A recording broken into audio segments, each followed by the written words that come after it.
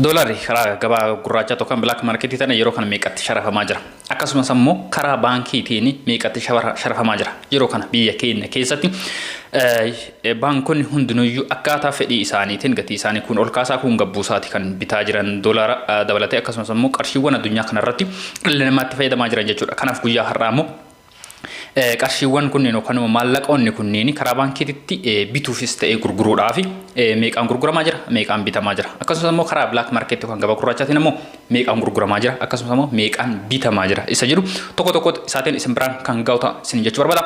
Ibraahim jedhama gabayaatu birraa Oroon yeroo jalqabaatiif gara YouTube channel kanaaf tan subscribe gochuudhaan maatii keenya dabalaa maatii keenya kan taatan immoo like share gochuudhaan nu cina dhaabbadha isin jedha.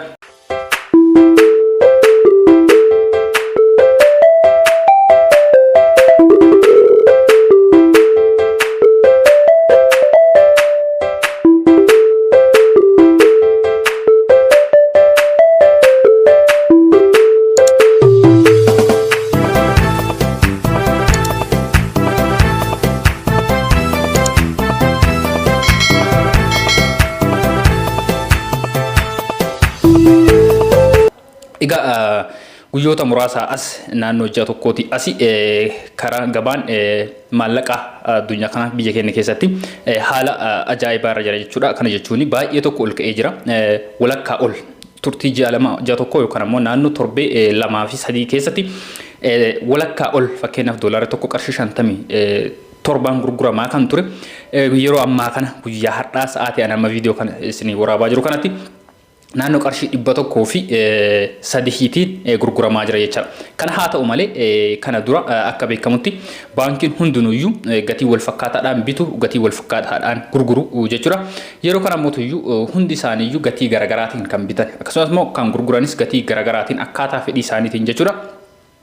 Kana jechuun meeqaan akka gurguramaa jiru simbiraan kan gota keessattuu namoonni biyya kana keessa deemtanii biyya biraatti meeshaa galchuu barbaadan yookaan immoo dhimma garagaraa dhimma yaalaatiif haa ta'u dhimma barnootaatiif fi dhimma daldalaatiif dhimmoota garagaraatiif biyya keessa gara biyya biraa deemuudhaaf maallaqa biyya deemtanii san fakkeenyaaf gara Suudi Arabiyaa hin deemtan yoo ta'e riyaala Suudi Arabiyaa qabattanii deemuu qabdanii akkasumas immoo biyyoota Awurooppaa fi Ameerikaa kanneen deemuu barbaadan yoo ta'e doolaara akkasumas biyyoota araba tokko keessattis doolaaraadhaan kan meeshaa bitan jechuudha.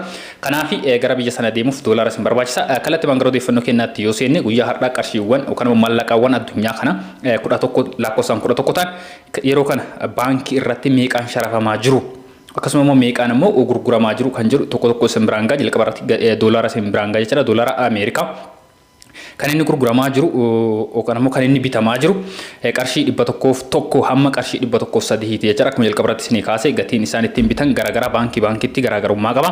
Fakkeenyaaf baankiin akka Gadaa Bunnaa baankii fi baankiin Amaaraa 101 bitaa jiru jechuudha. Yeroo kana baankiin Oromiyaa yookaan Oromiyaa baankii 103 fi saantiima 98 bitaa jira jechuudha yeroo kana. Akkasumas immoo gara gurgura isaatti yoo deebine 111 hamma 117tti gurgurama jechuudha. Bituu yoo barbaadan yookaan isin kan ittiin kennamu qarshii 101 yookaan immoo qarshii hanga qarshii 117 baankiin Oromiyaa baankii fi baankiin Biraan baankii jedhaman qarshii 117 kan inni isaan gurguraa jiran jechuudha.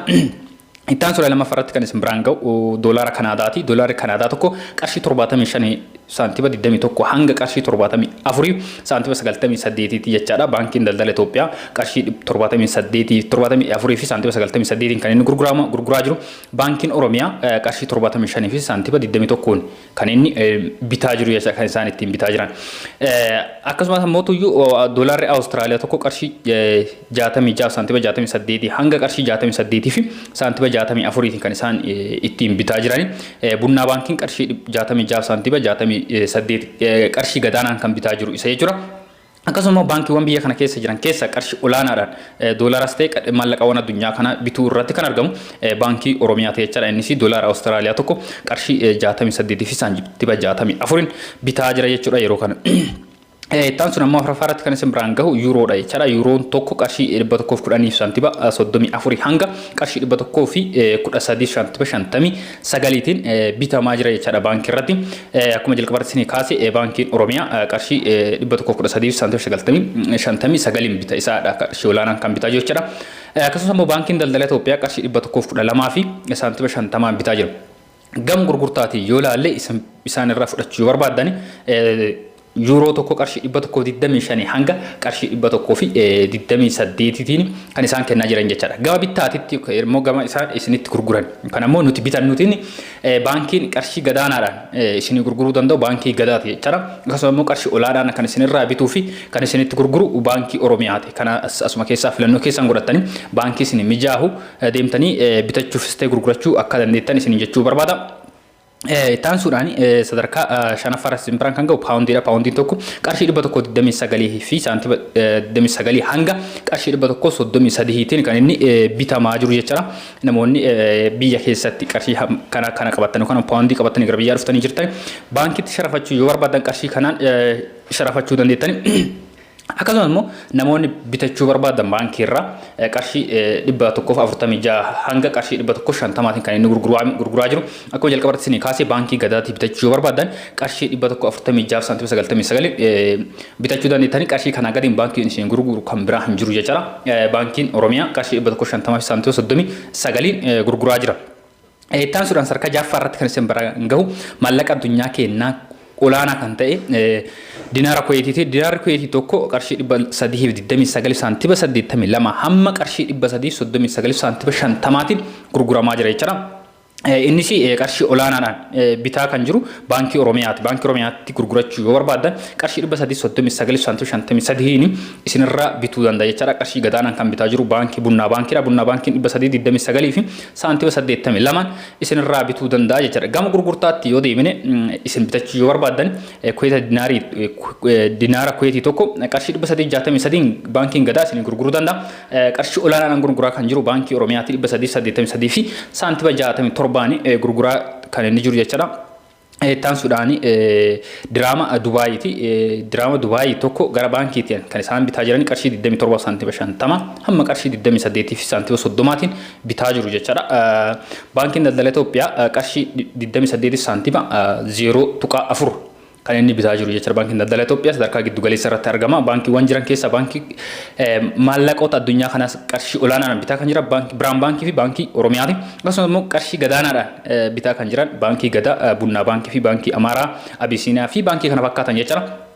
Sadarkaa giddu galeessa irratti bitaa kan jiran baankii Daldala Itoophiyaa, Awaash Baankii fi baankii Hojii Gamtaa Oromiyaati. Kanas gabanumaan akka beektan isin jechuu barbaada. Taan Suudaan Riyaalli Suud Arabiyaa tokko qarshii 26 saantiima 90 hamma qarshii 27 saantiima 70tiin gurguramaa jira jechaadha. Irra olaanaatti yookaan baankiin qarshii olaanaadhaan bitaa jiru baankii Oromiyaa akkuma jalqabarratti isin kaase qarshii 27 saantiima 70 bitaa jira jechuudha. Kanaaf namoonni gara baankiitti sharafachuu barbaadan baankota qarshii gadaadhaan sharafaa jiran kanatti osoo hin taane baankota kan ammas ni kaase Biraan Baankii, baankii Oromiyaa fi baankii Daldala Itoophiyaa kanneen itti yoo sharafattan irra caalatti baheessa isiniin jechuu barbaada. Namoonni bittaa barbaadan bitachuu barbaadan yoo jiraate qarshii 29 saantiima 61 hamma qarshii 31 saantiima 30tiin bitaa jiran jechaadha. Baankii Gadaarraa bitachuu barbaadan qarshii 29 saantiima 61 isin gurguruu danda'a. Kun jalqabatti isin kaase qarshii gadaanaadhaan gurguruu irratti kan argamu baankii Gadaati isin jechuu barbaada. Taan Suudaan qarshii Riyaala Omaaniiti. Riyaalli Omaanii tokko qarshii 262.43 hanga qarshii 270tiin gurguramaa jira jechaadha. Kanaaf akkuma jalqabarratti isin kaase isa kanas qarshii olaanaadhaan bitaa kan jiru baankii Oromiyaati. Sattaansee Biraan Baankiidha. Sattaansee immoo baankii Daldala Itoophiyaa fi baankii Oromiyaa baankii Hojii Gamtaa Oromiyaa jechuudha fi baankii Awaashii. Kanaaf qarshii olaanaan bitaa kan jiru baankii Oromiyaati. Hojii Gamtaa Oromiyaa osoo hin taane baankii Oromiyaati. Innis qarshii 270 fi saantiima 16 bitaa jira jechuudha. Akkasumas immoo gurguruu irratti qarshii olaanaan gurguraa kan jirus isa qarshii 305 fi saantiima 28tiin gurguraa jira isiniin jechuu barbaada. Egaa akka jumtoota jaalatamtoota hordoftoota kenna Taan Suudaan sadarkaa 10ffaa irratti kana maallaqni sadarkaa 10ffaa irratti isin biraan gahu dinaara Joordaaniiti. Dinaarri Joordaanii tokko qarshii 142 fi saantiima 48 hanga qarshii 146tiin gurguramaa jira jechaadha. Qarshii 146 saantiima 68tiin bitaa kan jiru baankii Oromiyaati. Baankiin Daldala Itoophiyaa immoo qarshii 145 fi saantiima 27 bitaa jira. Qarshii gadaanaan akka sadarkaa gadaanaa irratti kan argamu immoo 142 fi saantiima 48 bitaa kan jiru baankii Bunnaa Baankiidha jechaadha. Kanas gabanumaan akka beektan isin jechuu barbaada. Bitachuu namoonni barbaadan isaan kan ittiin gurguraa jiran qarshii 156 hanga 165 saantiima 74tti isin jechuu barbaada. Dhumarratti dinaara Bahreeniiti ijoolleen biyya Bahreenii keessa jirtan qarshii qabatanii gara biyyaa kan dhuftanii fi qabatanii dhufuu kan barbaadan yeroo kana sharafni isaa guyyaa har'aa kan ittiin sharafamaa jiru 268 fi saantiba 4 hanga 275 saantiba 29 jechaadha. Isa kanas 275 saantiba 29 bitaa kan jiru baankii Oromiyaati. 268 fi saantiba 4 bitaa kan jiru Bunnaa baankiidha jechaadha. Kanaaf garaagarummaan jidduu isaanii jiru kana fakkaata. Gama bittaatitti yookaan immoo isin bitachuu barbaadan 295 gurguraa kan jiru baankii Gadaati. 300 fi 11 saantiba 80 bitaa kan jiru gurguraa kan jiru baankii Oromiyaati isin jechuu barbaada. Egaa akka hojjettoota jaalatamtoota hordoftoota kenna ammas irra deebuun warroon yeroo jalqabatee gara YouTube channel kanaa dhuftan subscribe gochuudhaan maatii keenya dabalaa maatii keenya kan taata like share gochuudhaan ni cina dabbadasanii jira.